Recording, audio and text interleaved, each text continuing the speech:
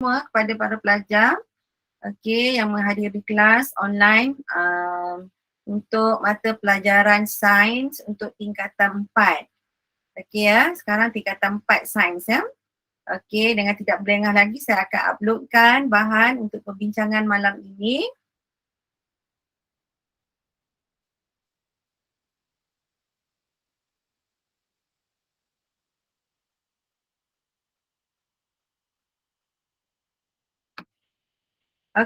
Semua dapat lihat dengan jelas?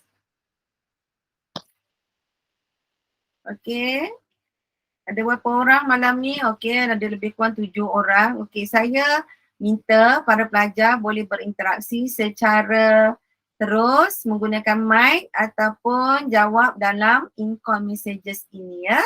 Boleh type. Alright, so kita cuba tengok soalan untuk malam ini. Ini adalah sambungan pada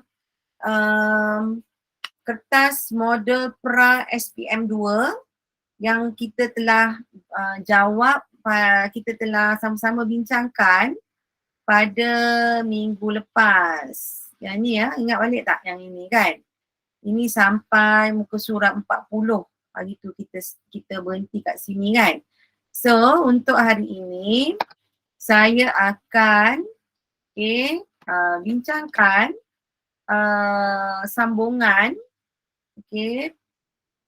untuk perbincangan kita. Sambungannya untuk kertas 2 ya, section A, kertas 2 ataupun bahagian A. Semua jelas?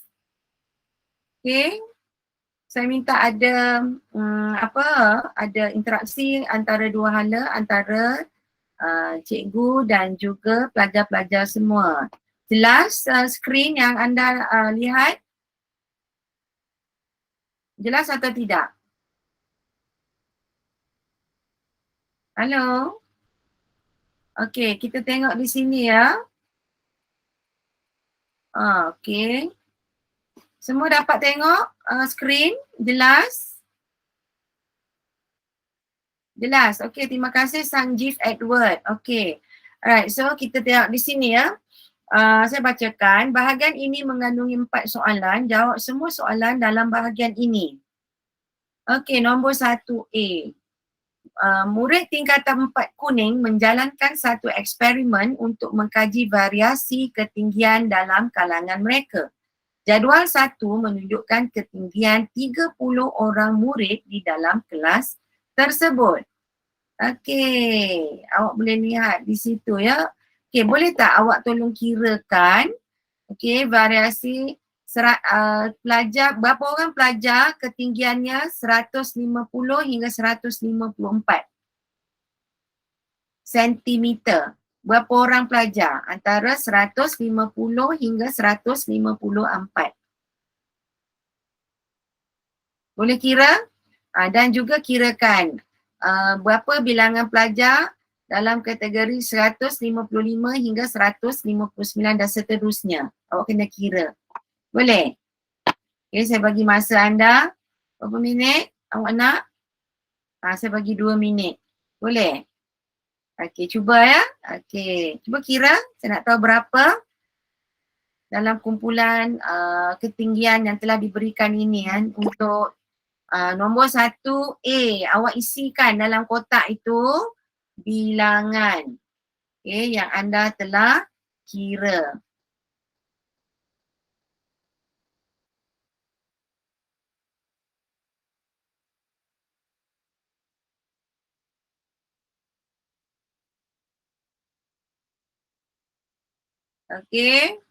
Kumpulan 150 hingga 154 ada berapa orang?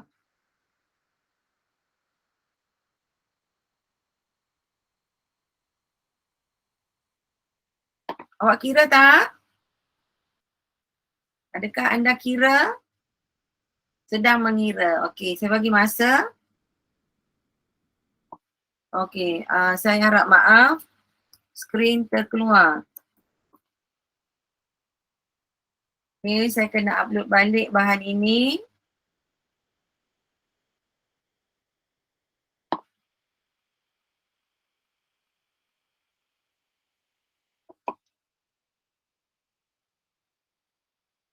Okay, dapat lihat semula. Okay, boleh buat pengiraan.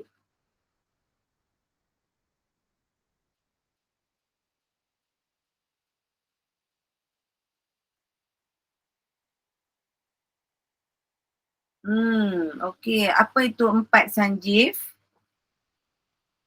Adakah kategori yang pertama? 4. Okay, betul di sini ya. Kategori yang pertama, ini, di sini. Oops, sorry. Sekejap ya. Okay, untuk kategori 150 hingga 154, ada 4 orang. Okay, ada 4 orang. Okay, good. Alright, untuk 155 dan 159 ada berapa? Bagus, Sanjeev. Okay, cuba kira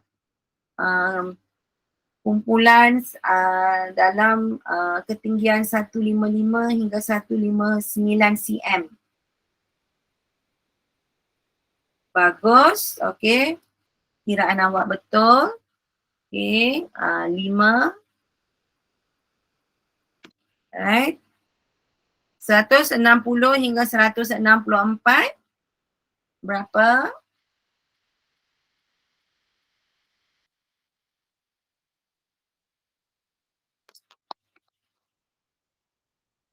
160 hingga 164. Siap ke Sanjeev seorang ke duduk dalam kelas ni? Orang lain ada ni, 9 orang ni. Kalau boleh sertai Sanjeev bersama-sama ya. Okey. Bagus, okey. Betul ya, 160 cm hingga 164 cm ada 9 orang. Okey, ada lebih kurang 9 orang. Okey, 165 hingga 169 ada berapa orang?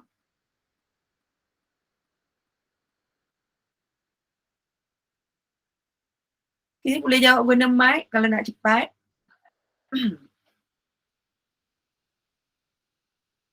165 hingga 169.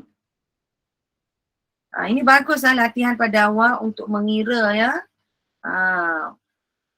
Untuk awak boleh buat pengiraan, cek sama ada betul ataupun tidak. Sanjeev, 165 hingga 160. Okey. Alright, betul. Pengiraan Sanjeev betul. Nombor 6 di sini. Okay, good. Alright.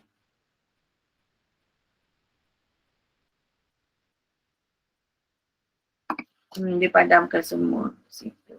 Okay. Di sini adalah 6. Okay, bagus. 170 hingga 174. Ada berapa? 170 hingga 174. 1, 2, 3,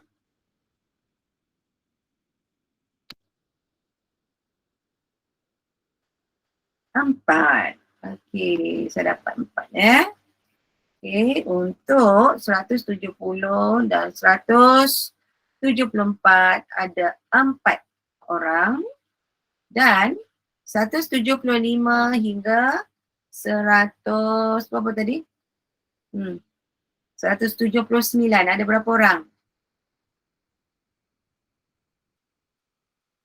175 hingga 179. Teng-teng. 175, okey, 1 dan 2. Okey, itu dia. Jawapan di sini ialah 2. Okey. Tu kita dah dapat kan? Kita dah dapat data daripada pengiraan itu. Bagus ya. Terima kasih Sanjeev telah membantu. Okey, so di sini anda masukkan maklumat pada carta ini ya.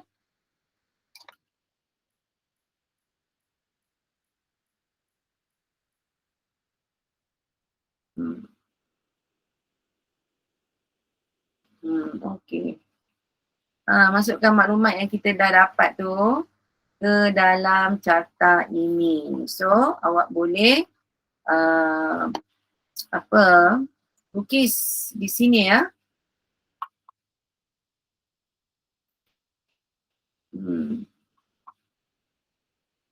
Okey, saya tak tahu kenapa di sini saya nak lukis tak dapat di sini ya. Okey, tak apa. Saya guna inilah.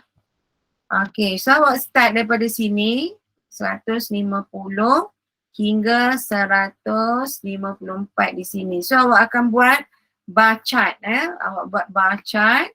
Okey, so jumlahnya ialah 4. Okey, so awak ambil kat situ, berhenti kat situ. Di sini. So awak lukis macam itu dan sambunglah ke bawah. Saya minta maaf kalau ada bengkok-bengkok sikit ya. Alright, so di situ jawab dia. Okay, bagus. Alright, so seterusnya 155 hingga 159. Ada berapa? Ada 5. So untuk 5 di bahagian inilah. Di bahagian ini 5. So awak sambung terus ke bawah. Saya kena maintain di sini atas sikit. Okay. Saya minta maaf agak bengkok-bengkok pula kat atas tu kan. Okay. Alright. Situ. Di situ. Dan di situ. Okey. Ni sambunglah ke bawah kan. Alright. Lagi 160 hingga 154 jumlahnya ialah 9. So 9 di sini. Okey. So awak sambung. Okey. Tinggi tu. Okey, dan di sini 164 ya. Okey. Ambil di situ. Terus di sini. Dan sambung di bahagian bawah.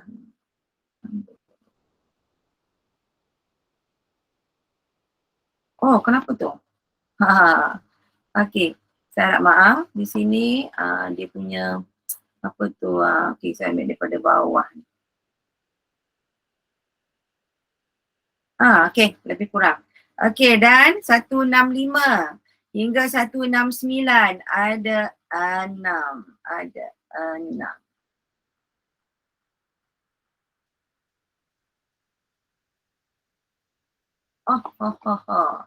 Okey, itu tak boleh bengkok-bengkok macam ni, tak boleh ya. Kalau awak kena lukis straight line lah. Yang tiru saya sebab saya gunakan pen ini yang agak susah untuk dikawal.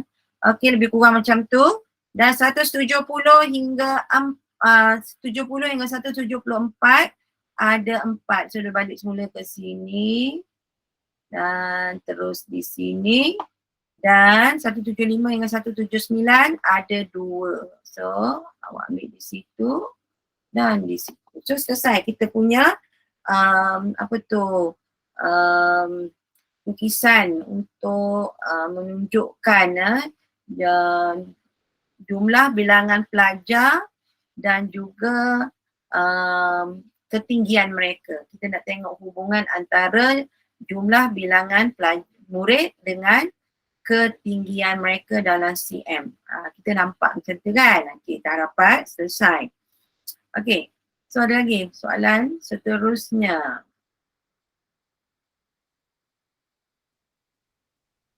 Kenapa ni? Okay, untuk C, soalan dia.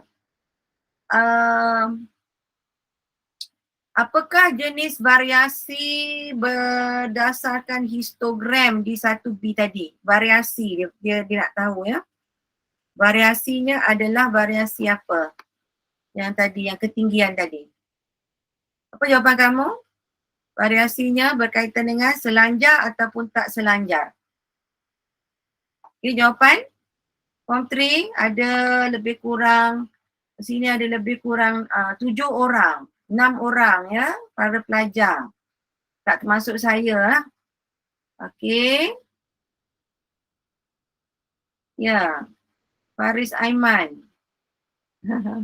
Okey. Apakah variasi ini? Selanjar ataupun tidak selanjar untuk ketinggian murid? Jawapan? Boleh guna mic kalau awak nak jawab terus.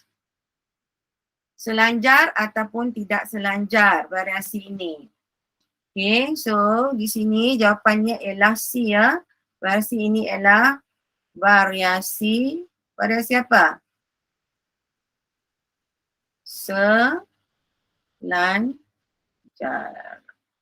Ini adalah variasi selanjar. Okay, so kita tengok nombor 2. Okay, saya harap pelajar-pelajar bersama-sama dengan saya menjawab soalan ya. Jangan berdiam diri saja sebab ini adalah untuk kebaikan anda semua ya. Okay. Ini adalah gambar raja.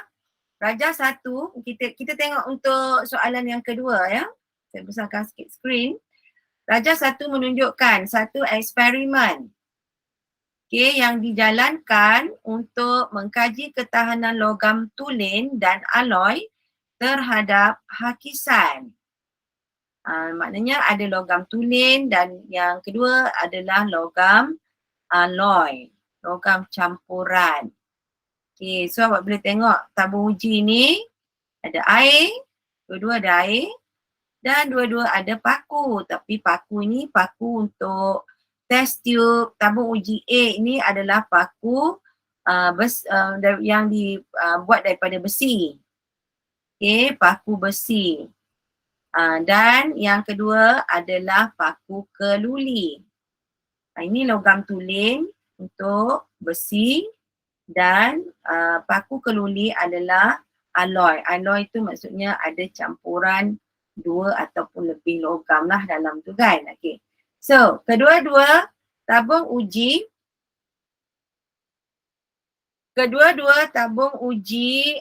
dibiarkan pada rak tabung uji selama 3 hari. Dia nak tahu apa yang berlaku. Apakah perubahan yang dapat diperhatikan selepas 3 hari? Okay, soalan untuk 2A. Apakah perubahan yang dapat diperhatikan selepas 3 hari? Jawapan? Form 3, come on. Apa jawapan dia?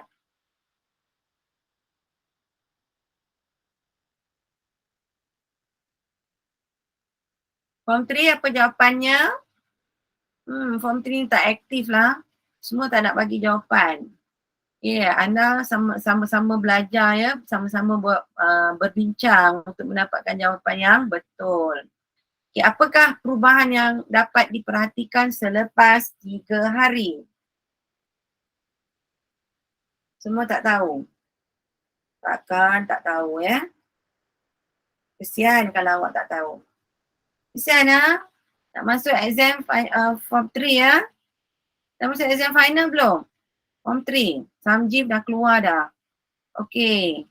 Apakah yang perubahan yang berlaku yang dapat diperhatikan selepas 3 hari?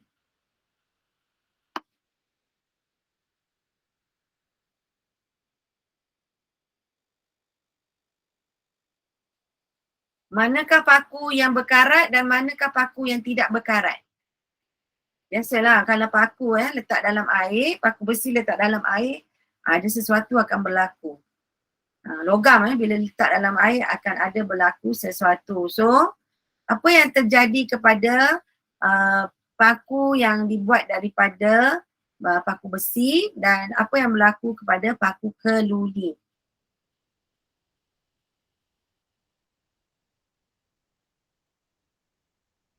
Ya? Okey, awak boleh lihat di situ paku besi.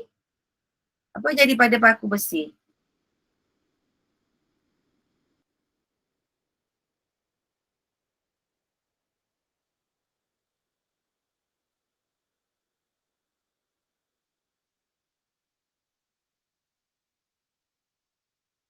Paku besi didapati berkarat.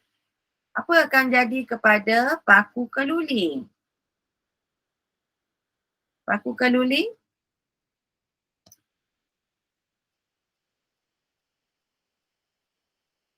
Paku keluli apa jadi? Ya, paku keluli apa jadi? Yes, paku besi menjadi berkarat. Paku keluli? Apa jadi pada paku keluli?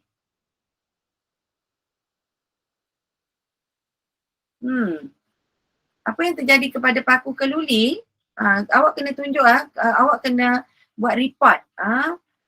Apa yang jadi pada paku keluli? Apa yang jadi pada paku besi? So awak boleh tulis di situ, paku besi berkarat tetapi paku paku keluli tidak, saya pangkal ya, tidak berkarat. Awak nak dapat satu markah, kena jawab dengan betul lah. Okay, so kita pergi pada B. Nombor 2 B. Tulis satu hipotesis untuk eksperimen ini. Hipotesis tu maksudnya andaian. Apa andaian anda untuk eksperimen ini? Sebab kita guna logam tulen. Ingat tadi ya perkataan ini. Logam, tulen dan juga alloy. Tapi awak kena tahu alloy itu apa? Alloy adalah dua logam yang berbeza dicampurkan ya. Maknanya logam ni adalah logam campuran, adalah alloy. Okey, untuk ini tulis satu hipotesis untuk eksperimen ini. Paku besi menjadi berkarat. Okey, apa hipotesis? Apa andaian awak bila tengok paku besi berkarat, paku keluli tak berkarat? Dia ada kaitan dengan logam tulen dan logam alloy. So macam mana jawapan awak? Andaian?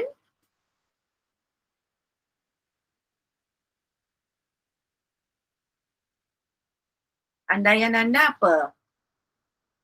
Tak tahu, okey. Tidak membuang masa, saya tulislah jawapan dia kat situ. Okey, keluli, tulis situ. Keluli. Okey, keluli apa? Lebih tahan.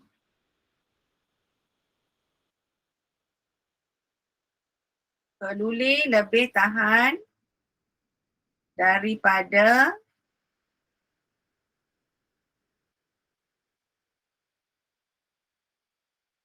okey. Bukan daripada ya. Keluli lebih tahan terhadap hakisan ya.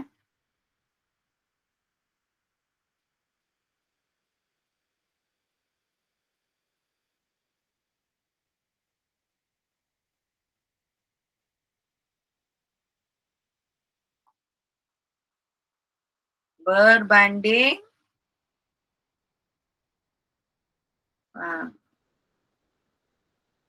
paku besi.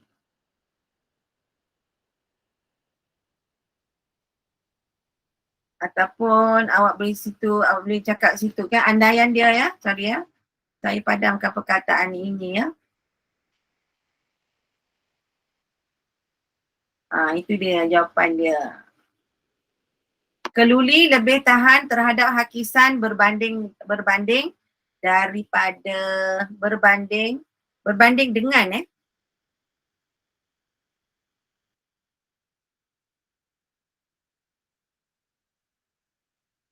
betul lah. Okay, perkataan dia di sini adalah berbanding, bukan daripada, di sini ialah dengan. Okay, keluli lebih tahan terhadap hakisan berbanding dengan besi. Maksudnya keluli lebih tahan hakisan ya. Okay, so kita tengok nombor C. Nombor 2C. Nyatakan pemboleh ubah dimalarkan dalam eksperimen ini. Apakah pemboleh ubah yang boleh dimalarkan? Pemboleh ubah dimalarkan. Jawapan?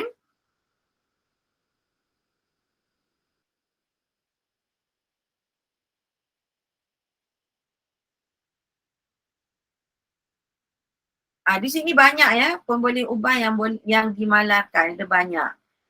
Okay, C saya tuliskan di sini pemboleh ubah yang dimalarkan ialah yang pertama ialah isi padu air.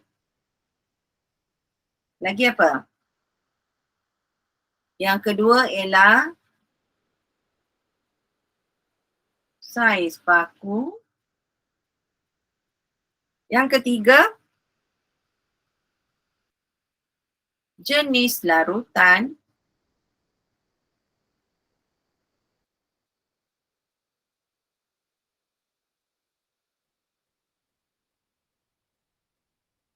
dan yang ketiga ialah jangka masa eksperimen. Banyak tu yang boleh dimalarkan ya.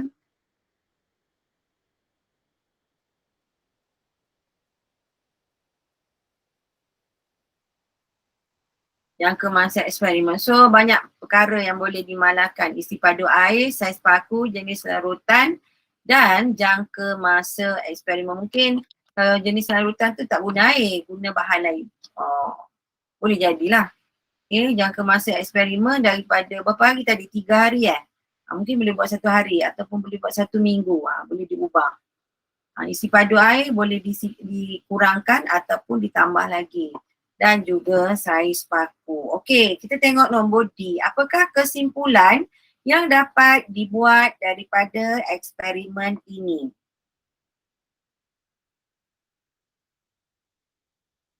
Okey, kesimpulan secara keseluruhan apa? Kesimpulan, paku besi akan berkarat. Okey, betul Aisyah. Paku besi menjadi berkarat. Memang betul. Okey, so di sini kesimpulan dia apa? Paku besi adalah logam tulen. Betul tak? Dan keluli adalah alloy. So awak boleh lihat, awak boleh katakan di situ ialah keluli. Susah saya nak kawal sikit ni ya. Okey lah. Okey, saya bacakan. Awak mungkin awak boleh tulis ini ya, saya bacakan. Okey. Keluli ialah alloy yang lebih tahan terhadap hakisan ataupun karat dalam kurungan karat berbanding logam tulen. Okay, jawapan dia ya untuk kesimpulan ini, keluli ialah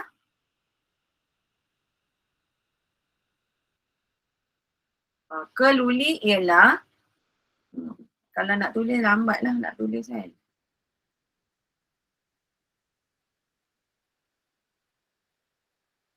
Keluli ialah alloy yang lebih tahan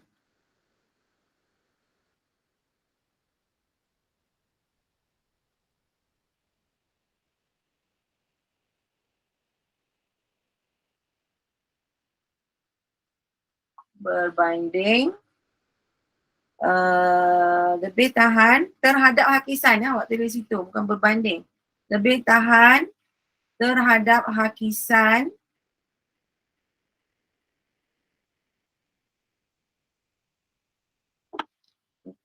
lebih tahan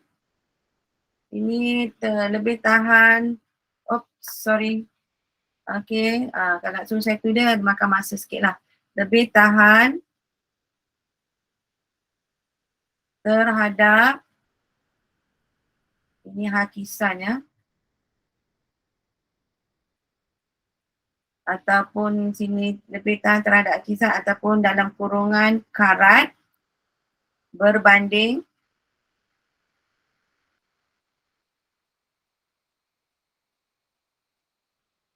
logam tulen. Okey ya. Alright, itu dia untuk soalan 2D. Dan ada lagi soalan untuk 2E. Okey, cuba tengok soalan 2E kita ya. Tu kat atas tu, soalan 2E. Okey. Nyatakan, berdasarkan eksperimen ini, nyatakan definisi secara operasi bagi alloy. Berdasarkan eksperimen ini, nyatakan definisi secara operasi bagi alloy.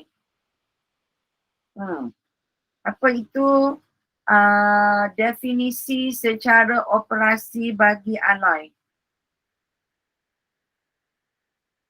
Bagaimana keadaan struktur alloy itu? Macam yang saya dah terangkan pada awak tadi kan. Okey. Terus saya tulis di sini. Okey.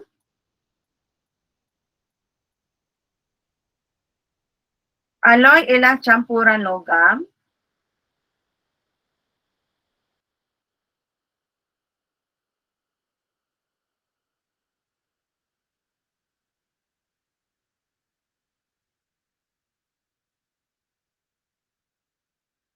Alloy ialah campuran logam yang lebih, ini lebih ya, lebih apa sini? Oops. Lebih kuat.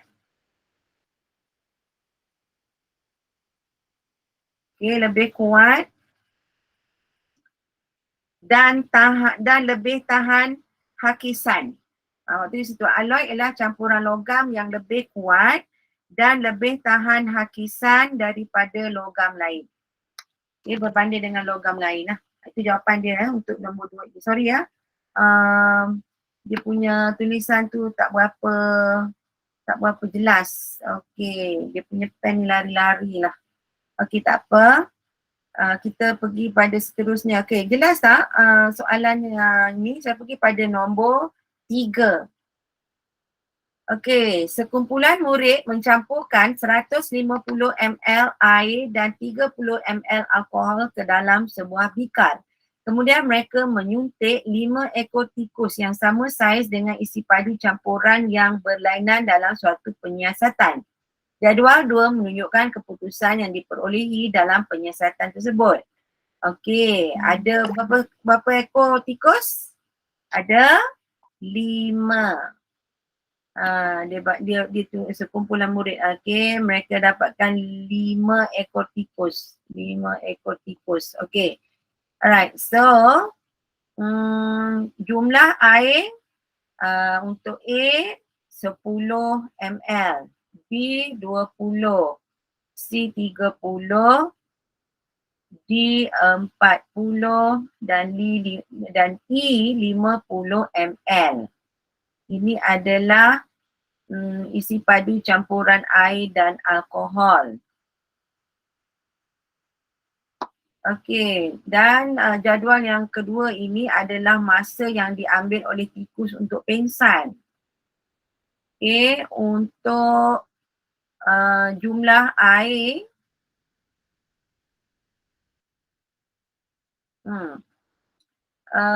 sorry ya, kat sini isi padu campuran air dan alkohol ini 10 ml. Masa yang diambil untuk pengsan tikus ni adalah 30 minit. Dan awak boleh lihat seterusnya. Ini 20, 27 minit pengsan. 30, 24 minit pengsan, 40 ml air dan alkohol. 20 minit nak pengsan. So 50 ml campuran air dan alkohol memerlukan 16 minit untuk pengsan. Lagi cepat pengsan. Maknanya lebih banyak air dan alkohol dimasukkan ke dalam badan tikus akan menyebabkan tikus itu mati dengan cepat. Okey, so apa dia kesimpulan dia kat sini? Apakah tujuan penyiasatan di atas? Okey, rasa-rasanya apa? Pernah buat tak ujian ini di sekolah? Pernah buat tak? Pernah? Injek tikus iaitu menyuntik tikus dengan campuran air dan alkohol. Lebih banyak tikus lagi cepat mati. Ya, apakah tujuan penyiasatan di atas? Ini sangat senang.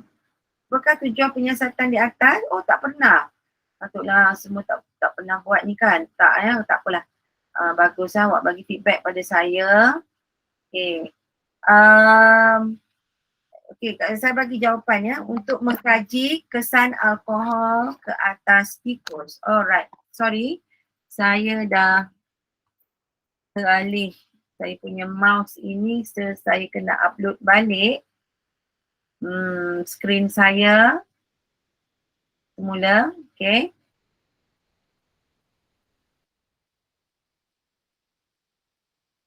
Okey, dapat lihat ya.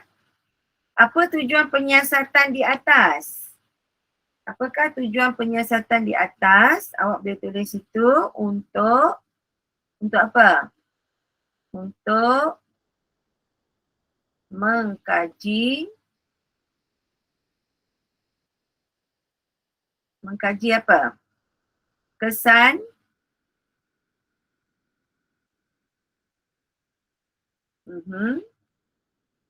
mengkaji kesan alkohol pada siapa? Ke atas tikus. Untuk mengkaji kesan alkohol ke atas tikus. Okey, nombor 2B. Kita tengok ya. Nombor 2B, nyatakan pemboleh ubah dalam eksperimen ini. Pemboleh ubah yang dimalarkan.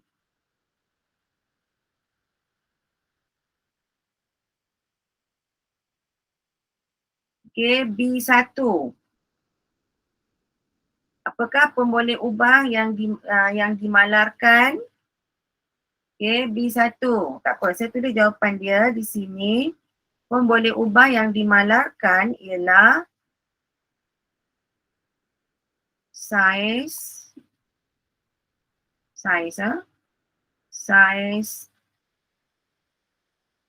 tikus. Okey, pemboleh ubah dimalarkan ialah saiz tikus. Okey, pemboleh ubah bergerak balas.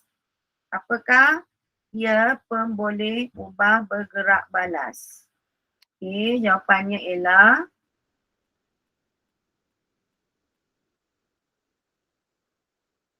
masa yang diambil oleh tikus untuk pengsan. Masa yang diambil oleh siapa? Oleh tikus untuk pengsan.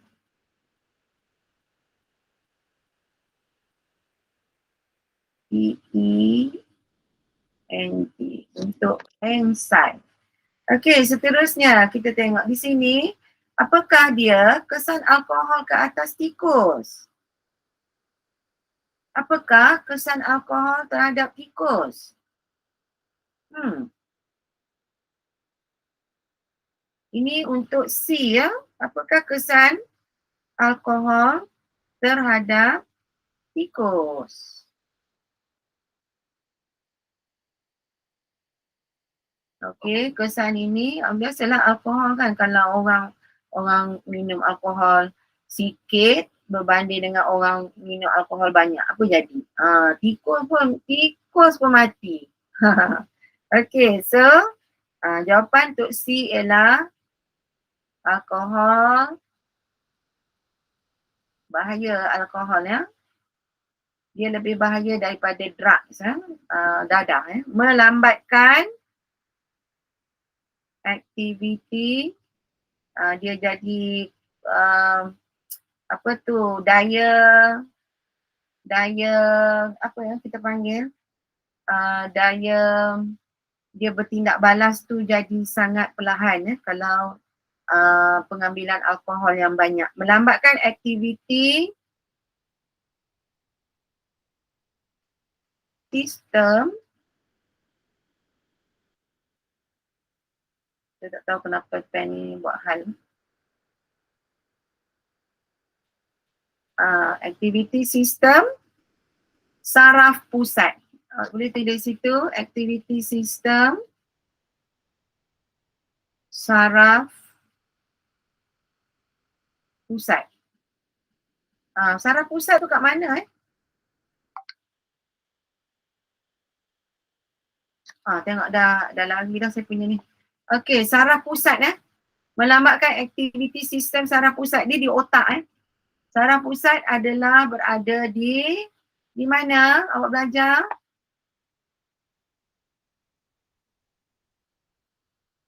Saraf pusat berada di otak. So otak anda, otak orang yang, bukan anda, otak orang yang mengambil alkohol tu, dia tidak berfungsi dengan baik. Dia jadi sangat slow, dia tak boleh bertindak balas. Tu bahaya Kalau orang macam ni, dia ambil alkohol, dia tak boleh tindak balas. Kalau dia bawa kereta, dia akan suka hati dia lah. Dia nak bawa laju ke, dia nak langgar orang ke, itu dia punya suka. Itu yang bahaya Okay, so ada lagi tak soalan di sini? Lepas C ada lagi D ya. Okay, kita tengok. D, berdasarkan pada jawapan anda di 3C, nyatakan satu jenis dadah yang mempunyai kesan yang sama seperti alkohol ke atas haiwan.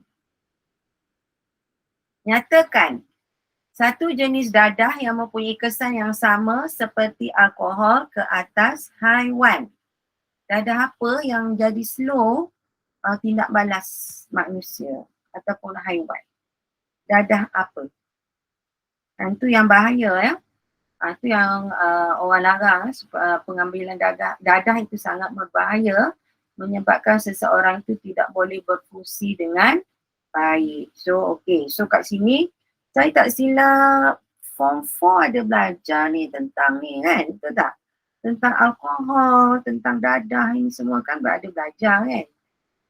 Itu dekat bahagian apa tu? Endoctrine tu, betul tak? Okay. Okay, untuk jawapan D ialah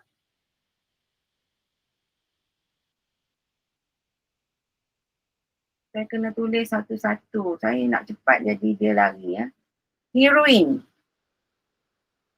Banyak ni yang buat manusia ataupun binatang jadi tidak dapat berfungsi dengan baik. Dia ganggu saraf Morphine. Opium. Apa itu opium? Opium adalah candu. Cannabis. Ini nama pun nama pun pelik kan. Cannabis dan Barbie, namanya macam Barbie doll. Barbie Turat. Barbie Turat. Ada berapa ni? 1, 2, 3, 4, 5 jenis dadah yang fungsinya sama dengan alkohol. Maksudnya, siapa yang ambil alkohol, lebih kurang lah dia sama juga ambil dadah. Sebab kepala otak dia dah tidak, saraf otak dia sudah tidak boleh berfungsi dengan baik. So maknanya alkohol sama juga dengan pengambilan dadah. Efek dia efek dia sama dengan pengambilan dadah. Okay. Right, so kita ada lagi berapa soalan? Ada 2 soalan lagi Sempat kan? Oh, dah sampai masa. Tak sempat. So, adakah anda faham apa ni skala pembelajaran kita pada hari ini? Boleh faham So, nampaknya kita dah sampai pada masa iaitu pukul 9.45.